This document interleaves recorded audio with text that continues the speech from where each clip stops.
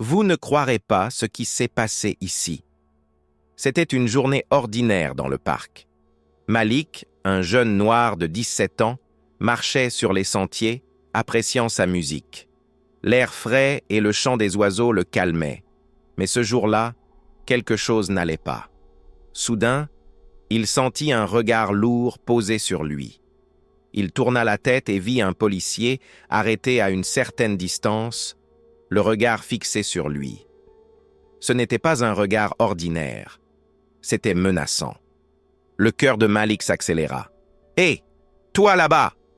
La voix du policier trancha le silence, autoritaire et ferme. Malik s'arrêta immédiatement, nerveux. Qu'avait-il fait? Il chercha autour de lui, mais il n'y avait personne d'autre. Juste lui et le policier. Le chien du policier commença à grogner doucement. « Un problème, monsieur ?» demanda Malik, essayant de garder son calme, mais sa voix tremblait. Le policier avança, son visage impassible.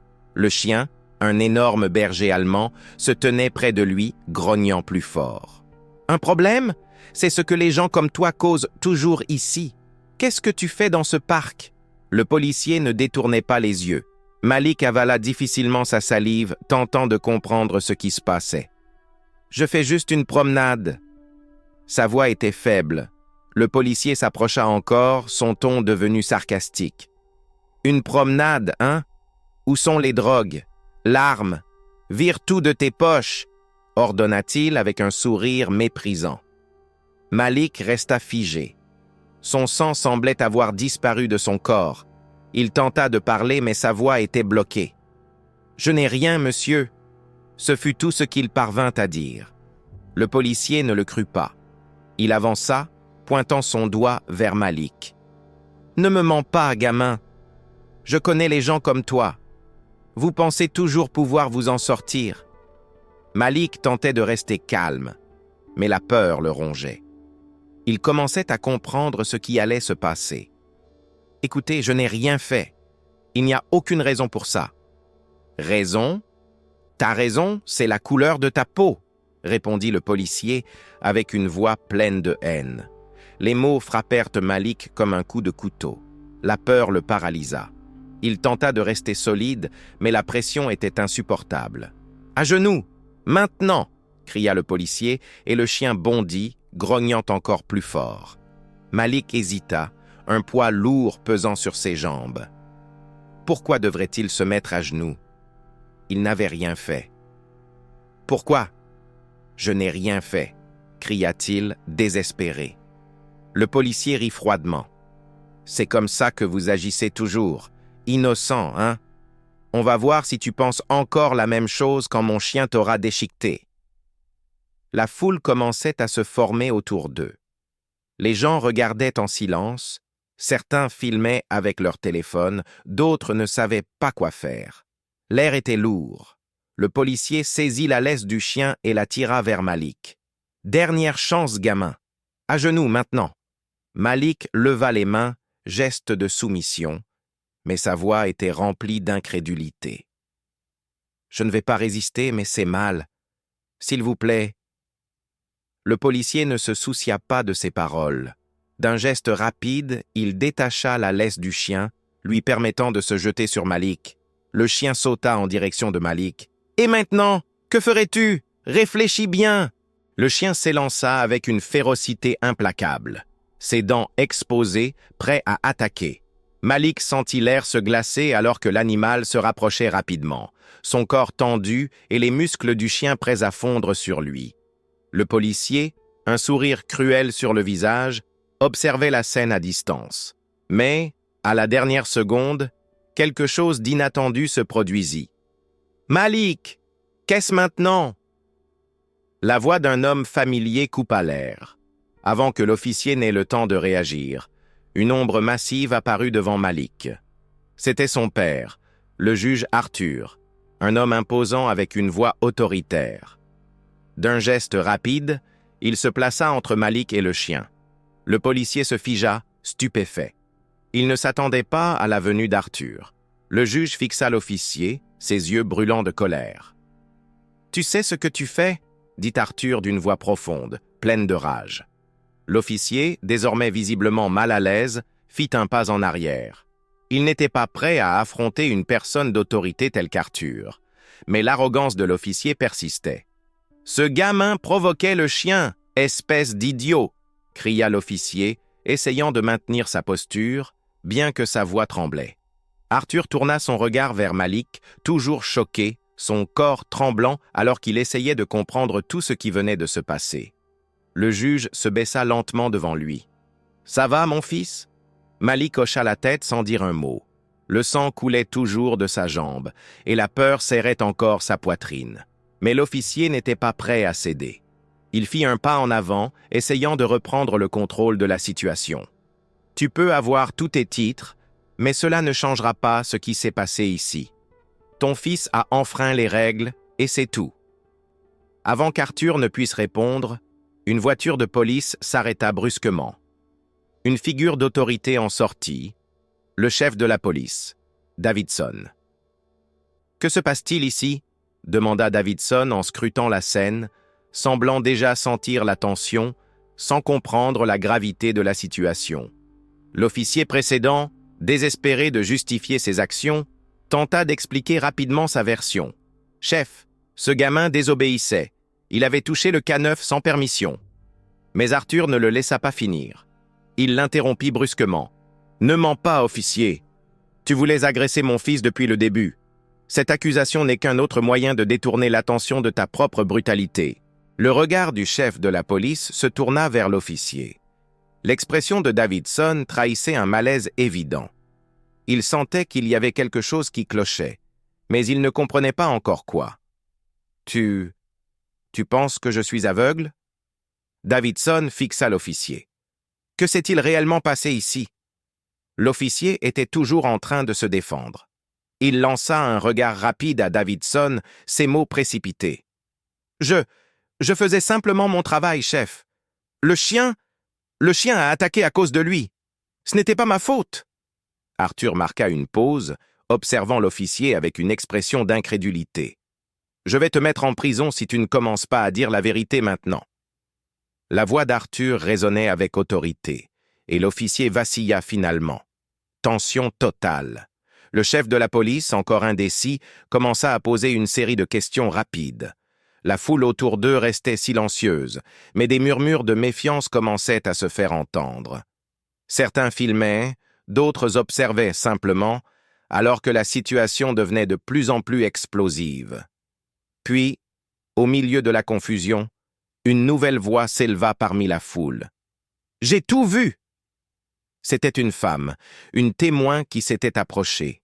Elle courut vers le groupe, déterminée, la voix pleine d'urgence. « J'étais là avec mon fils, et j'ai vu comment le policier a provoqué le garçon.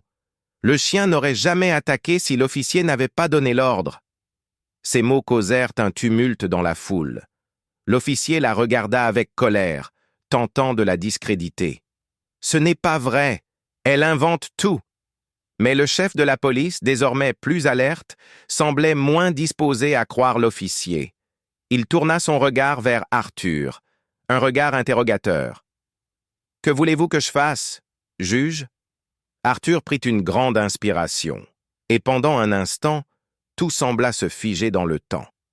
La scène était prête à exploser, tant les tensions, les accusations et les histoires entrelacées étaient au palpable. « Je veux que vous fassiez ce que la loi ordonne, Davidson. Ce n'est pas seulement une question de ce qui s'est passé ici. C'est une question plus grande. C'est une question de justice. Maintenant, allez-vous m'écouter ou allez-vous continuer à essayer de justifier cette atrocité ?» Davidson semblait avoir perdu sa calme. Il savait que cette situation pourrait avoir des conséquences beaucoup plus profondes. Mais il était dans une position difficile. Le regard d'Arthur était impitoyable, et il savait qu'il ne pouvait plus ignorer les preuves qui s'accumulaient. Cependant, ce que personne n'attendait arriva.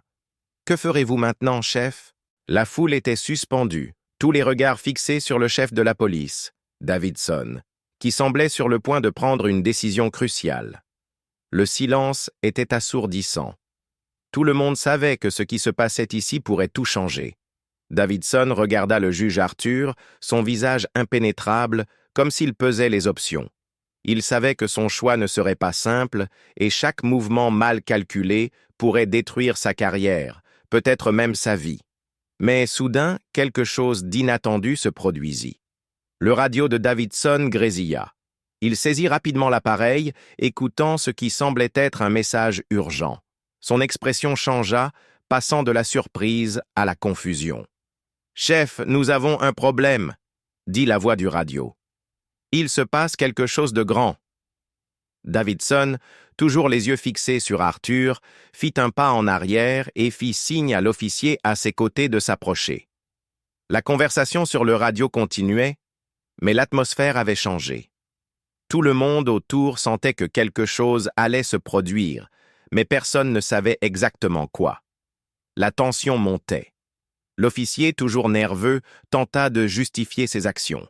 Mais ses paroles perdaient de leur crédibilité à mesure que de plus en plus de personnes dans la foule commençaient à se manifester. Ce n'était plus seulement un témoignage isolé. Plusieurs personnes affirmaient maintenant que l'officier avait agi de manière excessive. Mais c'est à ce moment précis qu'un véritable retournement de situation se produisit. « Chef, vous n'allez pas y croire. » La voix du radio tremblait. « La vidéo, elle circule. La vidéo de l'incident. Elle montre tout. » Davidson regarda le radio avec méfiance, mais avant qu'il ne puisse réagir, il aperçut l'écran d'un téléphone portable levé en direction de lui. Une vidéo de ce qui venait de se passer commença à être projetée à l'attention de la foule. La vidéo était claire. L'officier n'avait pas seulement incité l'attaque du chien, mais il avait aussi proféré des propos racistes tout en agressant Malik. L'humiliation qu'il tentait de cacher était désormais exposée au grand jour. La foule se mit à crier en signe de réprobation. Certaines personnes appelaient déjà la presse, d'autres filmaient, tandis que l'atmosphère passait rapidement de la révolte à l'indignation. L'officier, maintenant pâle comme un fantôme, regardait autour de lui comme un animal pris au piège. Mais il y avait encore plus. La vidéo montrait quelque chose que personne ne s'attendait à voir.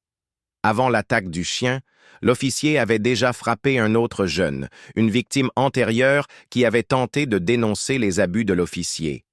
Ce jeune homme, jusque-là invisible dans l'histoire, se retrouvait maintenant au centre de l'attention. Et sa mère, qui avait vu la vidéo, arriva sur les lieux avec un regard empreint de désespoir. « Je le savais », murmura-t-elle, les yeux embués de larmes. « Je savais qu'il faisait ça avec d'autres. » À ce moment-là, une nouvelle révélation encore plus choquante éclata. La police commença à se déplacer, mais pas pour arrêter les manifestants, comme on aurait pu s'y attendre. Davidson, le chef de la police, était désormais impliqué dans quelque chose de bien plus vaste. Il n'était pas seulement préoccupé par l'enquête sur son officier. Un système de corruption se dévoilait. Plusieurs officiers couvraient des actions illégales, des abus et même des crimes impliquant d'autres jeunes dans la ville. Et tout cela était lié au comportement raciste de l'officier qui avait attaqué Malik. Arthur, le père de Malik, qui observait la scène avec une calme surprenante, fit un pas en avant.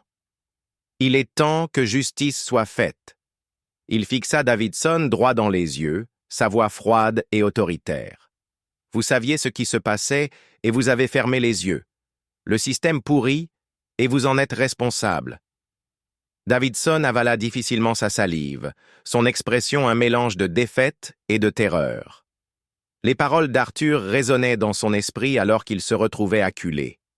Il ne pouvait plus fuir. Mais alors, quelque chose d'encore plus absurde se produisit. Une deuxième vidéo commença à circuler. Cette fois, c'était le chef de la police lui-même, Davidson, discutant avec l'officier raciste sur la manière de dissimuler les crimes. L'audio était clair, et désormais Davidson était aussi exposé. Sa propre carrière était sur le point d'être détruite. Le juge Arthur fit alors un geste inattendu. Il s'approcha de Davidson, le regardant droit dans les yeux. « Je te donne une chance, Davidson, » dit-il d'une voix basse, mais d'une intensité écrasante. « Coopère avec la justice maintenant, ou tu vas tomber avec tous les autres. » Davidson, le visage rouge de honte et de colère, regarda autour de lui. Les yeux de la ville étaient fixés sur lui. Il savait que son temps était écoulé. Il fit un pas en arrière et, d'un geste de défaite, il dit « Je vais coopérer. » Mais les surprises n'étaient pas encore terminées. Un dernier retournement, alors que tout le monde pensait que la paix allait revenir. Une nouvelle révélation éclata. La vidéo la plus choquante de toutes fut envoyée aux autorités. Une liste de policiers impliqués dans d'autres abus, d'autres crimes, tous dissimulés par la hiérarchie policière. Un système apparemment à l'abri de la justice. La ville allait changer à jamais. La lutte de Malik, le soutien de son père et la révélation des crimes policiers ouvraient la voie à une nouvelle ère de transparence et de justice. Mais le chemin était loin d'être terminé. Ce qui semblait être une nuit de terreur pour Malik se transformait maintenant en un point tournant silencieux, où la vérité était enfin entendue.